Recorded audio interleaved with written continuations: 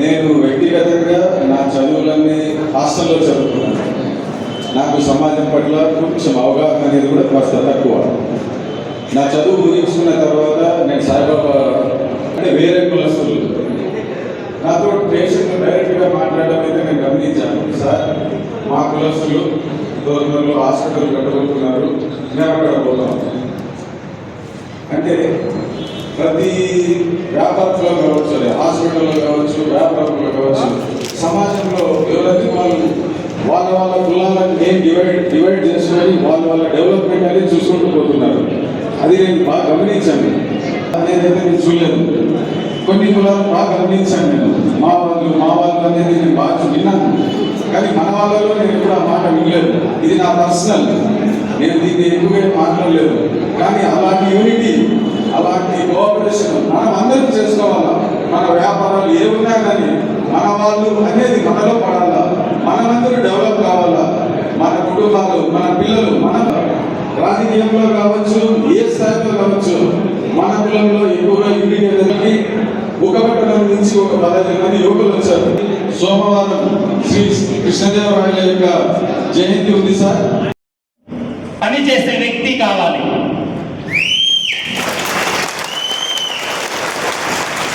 రేపు పొద్దున మన కులంలో ఒక పేద పిల్లలు విద్య కోసం, ఆరోగ్యం కోసం ఇబ్బంది పడుతుంటే వాళ్లకు ఏ విధమైన సహాయాన్ని అందించే మన కమిటీ ఉండాలి. అవసరమైతే దీనికోసం మన పిల్లల భవిష్యత్తు కోసం ఈ అధ్యక్షుడు ఎలా ఉండాలి అంటే ఏ పార్టీ వ్యక్తి దగ్గరికైనా వెళ్ళి పని చేసుకొని వచ్చేటట్లా ఉండాలి.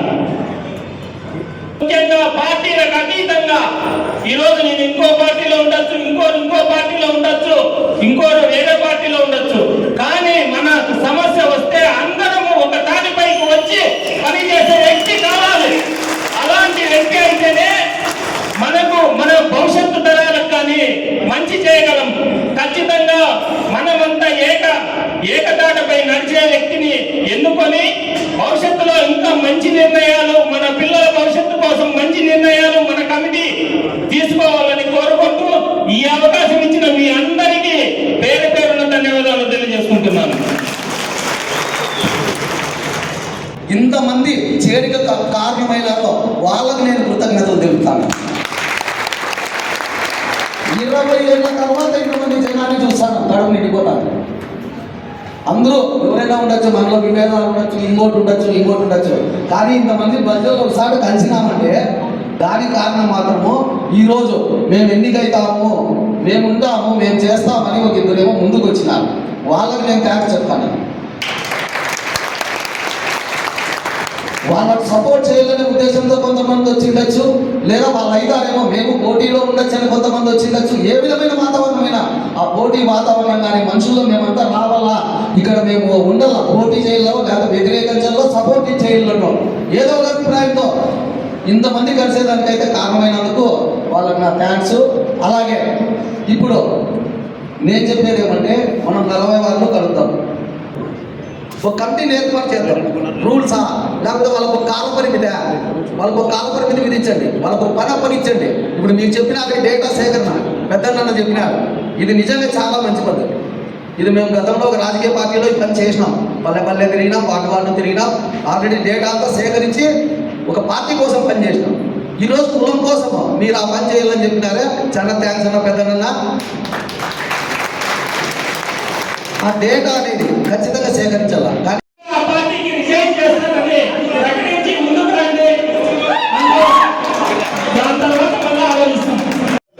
దయచేసి మీ మనసు ఇలా తీసుకొని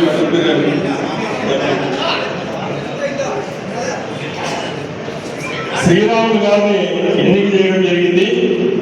ఆయన ఈ పండగ తర్వాత ఈ నెక్స్ట్ వారంలో మళ్ళీ ఒక మీటింగ్ ఇంపార్టెంట్ వ్యక్తులతో కలిపి వార్డుకు సంబంధించి ఇప్పుడు అనేది ఒకసారి మొబిలైజ్ చేసుకొని ఈ సంఘాన్ని ఏర్పాటు చేసుకోవడానికి మెయిన్ అదే రూల్స్ అండ్ రెగ్యులేషన్స్ ఏముండాలి, రాజకీయ నాయకులు దీంట్లో పార్టీకి సంబంధించిన వ్యక్తులు పాల్గొనొచ్చా, పాల్గొనకూడదా, ఒకవేళ పాల్గొనలేదప్ప మన సంఘమే అంటే వాళ్ళు రిజైన్ చేయాలా, చేయకూడదా అనుకుంటే లేదు, పూర్తిగా వాళ్ళని అవాయిడ్ చేద్దాం.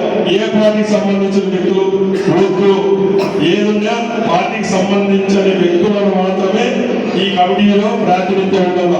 అది ప్రెసిడెంట్ కాదు, టోటల్ కమిటీ అధ్యక్షుడు, vice president, general secretary, total body ఉందా.